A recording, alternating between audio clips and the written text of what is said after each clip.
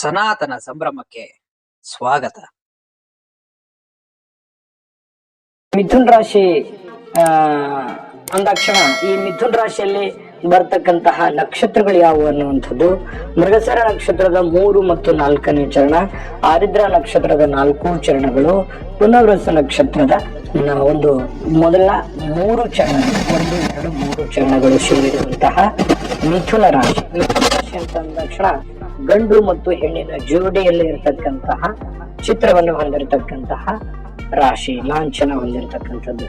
ಈ ರಾಶಿಯ ರಾಶಾಧಿಪತಿ ಒಂದು ಬುಧ ಆಗಿರ್ತಕ್ಕಂಥದ್ದು.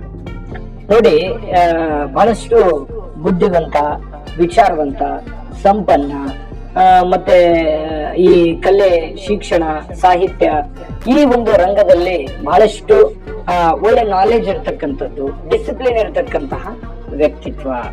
ಇನ್ನು ಈ ರಾಶಿಯ ತತ್ವ ಬಂದು ವಾಯು ತತ್ವದ ರಾಶಿ ಆಗಿರ್ತಕ್ಕಂಥದ್ದು ಮತ್ತು ಈ ರಾಶಿಯ ಮೂಲ ದಿಕ್ಕು ಪಶ್ಚಿಮ ಆಗಿರ್ತಕ್ಕಂಥದ್ದು. ಪಶ್ಚಿಮ ದಿಕ್ಕಿನ ಒಂದು ಬಹಳ ಫೇವ್ರೇಟ್ ಆಗಿರ್ತಕ್ಕಂತಹ ಒಂದು ಲಕ್ಕನ್ನ ತಂದು ಕೊಡುತ್ತೆ, ಯಶಸ್ಸನ್ನ ತಂದು ಕೊಡುತ್ತೆ. ಅಥವಾ ನೀವು ಈಶಾನ್ಯ ಮೂಲೆಯು ಕೂಡ ನಿಮಗೆ ತುಂಬಾ ಈಶಾನ್ಯ ದಿಕ್ಕು ಒಂದು ಒಳ್ಳೆಯ ಯಶಸ್ಸನ್ನ ತಂದು ಕೊಡ್ತಾ ಇರತಕ್ಕಂಥದ್ದು. ಇನ್ನು ಈ ರಾಶಿಯ ಒಂದು ದೇವತೆ ನೋಡೋದಾದ್ರೆ ನೋಡಿ, ಈ ರಾಶಿಯ ದೇವತೆ ಮಹಾವಿಷ್ಣು ಮತ್ತು ಶ್ರೀ ಮಹಾವಿಘ್ನ ನಿವಾರಕ ಗಣೇಶ ಸ್ವಾಮಿ ಆಗಿರ್ತಕ್ಕಂಥದ್ದು. ಈ ಒಂದು ದೇವತೆಗಳಿಗೆ ಪೂಜೆ ಮಾಡುವಂತದ್ರಿಂದ ಹಲವಾರು ಸಂಕಷ್ಟಗಳು, ಹಲವಾರು ಸಮಸ್ಯೆಗಳಿಂದ ನಿವೃತ್ತಿ ಹೊಂದಬಹುದು. ಹಾಗಾಗಿ ತುಂಬಾ ಉಪಯುಕ್ತವಾಗಿರ್ತಕ್ಕಂತಹ ನೀವು ಬಹಳ ಪೂಜೆ ಮಾಡ್ತಕ್ಕಂತಹ ದೇವರು ಅಂತಂದ್ರೆ ಅದು ಗಣಪತಿ ಮತ್ತು ವಿಷ್ಣು, ಮಹಾವಿಷ್ಣುವಿನಿಗೆ ಪೂಜೆ ಮಾಡ್ತಕ್ಕಂಥದ್ದು. ಇನ್ನು ನಿಮಗೆ ಶುಭಕಾರಕವಾಗಿರ್ತಕ್ಕಂಥ ಅದೃಷ್ಟದ ದಿನಗಳು ಯಾವುವು ಅಂತ ನೋಡಿದ್ರೆ ಬಹಳ ಜಾಸ್ತಿಯಾಗಿ ನೀವು ಆ ದಿನಗಳಲ್ಲಿ ಕೆಲಸ ಮಾಡುವಂಥದ್ದು. ಒಳ್ಳೆ ಒಳ್ಳೆ ಏನಾದ್ರೂ ಫೇವ್ರೇಟ್ ಕೆಲಸ ಇತ್ತು ಅಂತಂದ್ರೆ ಆಯ್ಕೆ ಮಾಡ್ಕೊಳ್ಳೋಕೆ ನೀವು ಬುಧವಾರ ಮತ್ತು ಸೋಮವಾರ ಬಹಳಷ್ಟು ಉಪಯುಕ್ತವಾದ ಅತ್ಯುತ್ತಮವಾದ ದಿನಗಳು ಅಂತ ಹೇಳ್ಬೋದು. ಇನ್ನು ನಿಮಗೆ ಯಾವ ಬಣ್ಣ ನಿಮಗೆ ಲಕ್ಕನ್ನು ತಂದು ಕೊಡುತ್ತೆ ಮತ್ತು ಈ ರಾಶಿಯ ಬಣ್ಣ ಯಾವುದು ಅಂತ ಅಂದ್ರೆ ಹಸಿರು ಮತ್ತು ಹಳದಿ ಆಗಿರ್ತಕ್ಕಂಥದ್ದು. ಹಸಿರು ಹಳದಿ ನಿಮಗೆ ತುಂಬಾ ಉಪಯುಕ್ತ ಆಗುತ್ತೆ. ಇನ್ನು ಈ ರಾಶಿಯ ರತ್ನ ಯಾವುದು ಅಂತಂದ್ರೆ ಪಚ್ಚೆ. ಪಚ್ಚೆ ಒಂದು ರತ್ನ ಆಗಿರ್ತಕ್ಕಂಥದ್ದು. ಮತ್ತು ಈ ರಾಶಿಯ ಸ್ವಭಾವ ನೋಡೋದಾದ್ರೆ ದ್ವಿ ಸ್ವಭಾವ, ಅಂದ್ರೆ ಸಂದರ್ಭಕ್ಕೆ ತಕ್ಕಂತೆ ಬದಲಾವಣೆಗಳನ್ನ ಮಾಡ್ಕೊಳ್ತಕ್ಕಂಥದ್ದು. ಇನ್ನು ಬಹಳ ಮುಖ್ಯವಾಗಿರ್ತಕ್ಕಂಥದ್ದು ನಿಮಗಿರ್ತಕ್ಕಂಥ ಅದೃಷ್ಟ ಸಂಖ್ಯೆ ಯಾವುದು ಅಂತಂದ್ರೆ ಅದು 5 ಸಂಖ್ಯೆ ನಿಮಗೆ ತುಂಬಾ ಉಪಯುಕ್ತವಾಗಿರ್ತಕ್ಕಂತಹ ಸಂಖ್ಯೆ, ಅನುಕೂಲಕರವಾಗ್ತಕ್ಕಂತಹ ಸಂಖ್ಯೆ ಆಗಿರ್ತಕ್ಕಂಥದ್ದು. ಇನ್ನು ಮಿತ್ರ ರಾಶಿಗಳು ಯಾವುವು ಅಂತ ನೋಡೋದಾದ್ರೆ ಮೇಷ, ಸಿಂಹ, ತುಲಾ, ಕನ್ಯಾ ಈ ರಾಶಿಗಳು ನಿಮಗೆ ಮಿತ್ರ ಆಗ್ತಕ್ಕಂಥದ್ದು. ಇನ್ನು ನಿಮಗೆ ಶತ್ರು ರಾಶಿ ಯಾವುದು ಅಂತ ನೋಡಿದ್ರೆ ಕಟಕ ರಾಶಿ ನಿಮಗೆ ಶತ್ರು ರಾಶಿ ಆಗ್ತಕ್ಕಂಥದ್ದು. ಇನ್ನು ನಿಮಗೆ ಒಂದು ವಿಶೇಷವಾದ ಗುಣ ಇರುತ್ತಲ್ವಾ ಎಲ್ಲರಿಗೂ, ಆ ವಿಶೇಷವಾದ ಗುಣ ಯಾವುದು ಈ ಮಿಥುನ್ ರಾಶಿಯವರಿಗೆ ಅಂತಂದ್ರೆ ಬಹಳ ರಸಿಕರಾಗಿರ್ತಕ್ಕಂಥದ್ದು, ನಿರ್ಭಯಿಗಳು ಕೂಡ ಆಗಿರ್ತಕ್ಕಂಥದ್ದು ಮಿಥುನ್ ರಾಶಿಯವರ ವಿಶೇಷ ಗುಣ. ಇನ್ನು ಈ ಮಿಥುನ್ ರಾಶಿಯವರಿಗೆ ಕಾಲಪುರುಷನ ಅಂಗದಲ್ಲಿ ಅಂದ್ರೆ ಒಂದು ಮನುಷ್ಯನ ಅಂಗದಲ್ಲಿ ಯಾವ ಅಂಗವನ್ನ ಪ್ರತಿಪಾದಿಸ್ತದೆ ಅಂತಂದ್ರೆ ಮಿಥುನ ರಾಶಿ ಭುಜಗಳು, ಕತ್ತು, ಭುಜ ಅನ್ನುವಂಥದ್ದು ಪ್ರತಿಪಾದಿಸ್ತಕ್ಕಂಥದ್ದು. ಹಾಗಾಗಿ ಭುಜಕ್ಕೆ ಸಂಬಂಧಿಸಿರ್ತಕ್ಕಂಥ, ಗಂಟಲಿಗೆ ಸಂಬಂಧಿಸಿರ್ತಕ್ಕಂಥ ಕೆಲವೊಂದು ಸಮಸ್ಯೆಗಳು ಇರುತ್ತವೆ ಆರೋಗ್ಯ ವಿಚಾರಕ್ಕೆ ಬಂದ್ರೆ. ಇನ್ನು ಈ ಒಂದು ಪ್ಲಸ್ ಪಾಯಿಂಟ್ ಏನು, ಒಟ್ಟಾರೆಯಾಗಿ ಮಿಥುನ ರಾಶಿಯವರ ಪ್ಲಸ್ ಪಾಯಿಂಟ್ ಏನು ಅಂತಂದ್ರೆ ಬಹಳ ಕರುಣಾಳು ಆಗಿರ್ತಕ್ಕಂಥದ್ದು, ದಯಾಮಯಿಗಳಾಗಿರ್ತಕ್ಕಂಥದ್ದು, ಕರುಣೆ ಇರುತ್ತೆ ಅವರಲ್ಲಿ. ಯಾವುದೋ ವ್ಯಕ್ತಿ ನೋವಲ್ಲಿದ್ದಾನೆ ಅಂತಂದ್ರೆ ಹೆಲ್ಪಿಂಗ್ ನೇಚರು, ಕಷ್ಟದಲ್ಲಿದ್ದಾರೆ ಅಂತಂದ್ರೆ ಅವರಿಗೆ ಸಹಾಯ ಮಾಡುವಂಥದ್ದು, ಮರುಕ ಪಡ್ತಕ್ಕಂಥದ್ದು, ಒಂದಿಷ್ಟು ಹೃದಯವಂತರಾಗಿರ್ತಕ್ಕಂಥದ್ದು ಮಿಥುನ್ ರಾಶಿಯವರು.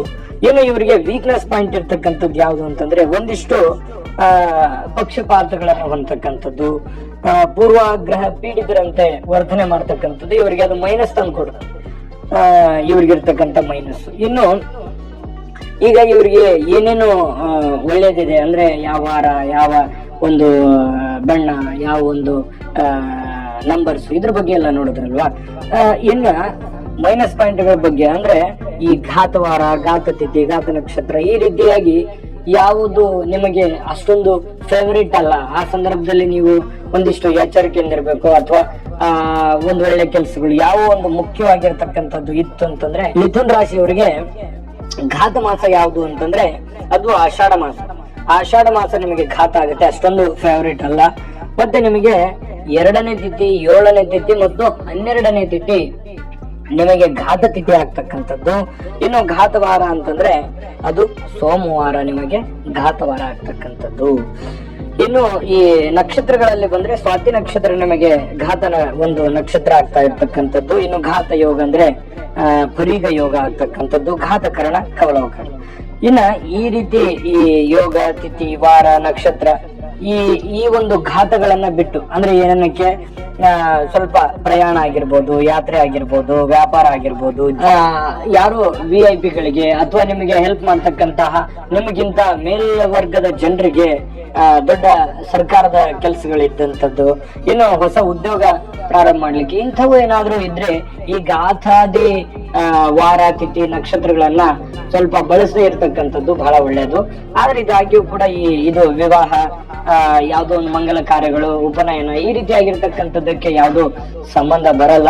ಇದ್ರ ಬಗ್ಗೆ ಒಂದಿಷ್ಟು ನಿತ್ಯವಾಗಿ ನೀವು ಅಳವಡನೆ ಮಾಡ್ಕೊಳ್ಳೋದಕ್ಕೆ ಹೆಲ್ಪ್ ಆಗುತ್ತೆ ಅನ್ನುವಂಥದ್ದು. ವೀಕ್ಷಕರೇ, ಇದಿಷ್ಟು ನಿಮಗೆ ಮಾಹಿತಿಗಳು ಉಪಯುಕ್ತ ಆಗಿದೆ. ಬಹಳ ಇಂಪಾರ್ಟೆಂಟ್ಸ್ ಆಗಿ ಬೇಸಿಕ್ ಆಗಿ ನಿಮ್ಮ ರಾಶಿಗೆ ನೀವು ತಿಳಿದುಕೋಬೇಕು. ನನ್ನ ರಾಶಿಗೆ ಈ ಒಂದು ವಾರ ಬರುತ್ತೆ, ಈ ಒಂದು ಕಲರ್ ಬರುತ್ತೆ, ಈ ಒಂದು ಮತ್ತೆ ಇದು ಮಿಕ್ಕಿಯೂ ಕೂಡ ನಿಮಗೆ ಸ್ವಲ್ಪ ನಿಮ್ಮ ವೈಯಕ್ತಿಕ ಜಾತಕವನ್ನ ಪರಿಶೀಲನೆ ಮಾಡಿಕೊಂಡು ಇಂತಹ ಒಂದು ಕಲರ್ ಆಗ್ಲಿ ಅಥವಾ ನಿಮ್ಮ ಒಂದು ಕಲ್ಲಾಗ್ಲಿ, ಹರಳು ರಾಶಿ ಕಲ್ಲಾಗ್ಲಿ, ಇದನ್ನ ನೀವು ಉಪಯೋಗ ಮಾಡ್ಕೊಳ್ತಕ್ಕಂಥದ್ದು ಒಳ್ಳೇದಾಗ್ಲಿ. ತಾಯಿ ಅನ್ನಪೂರ್ಣೇಶ್ವರಿ ಸಕಲ ಅಷ್ಟೈಶ್ವರ್ಯಗಳನ್ನ ಕೊಟ್ಟು ಕಾಪಾಡ್ಲಿ ಅಂತ ಪ್ರಾರ್ಥನೆ ಮಾಡ್ಕೊಳ್ತಾ ಸರ್ವೇ ಜನ ಸುಖಿನೋ ಭವಂತು.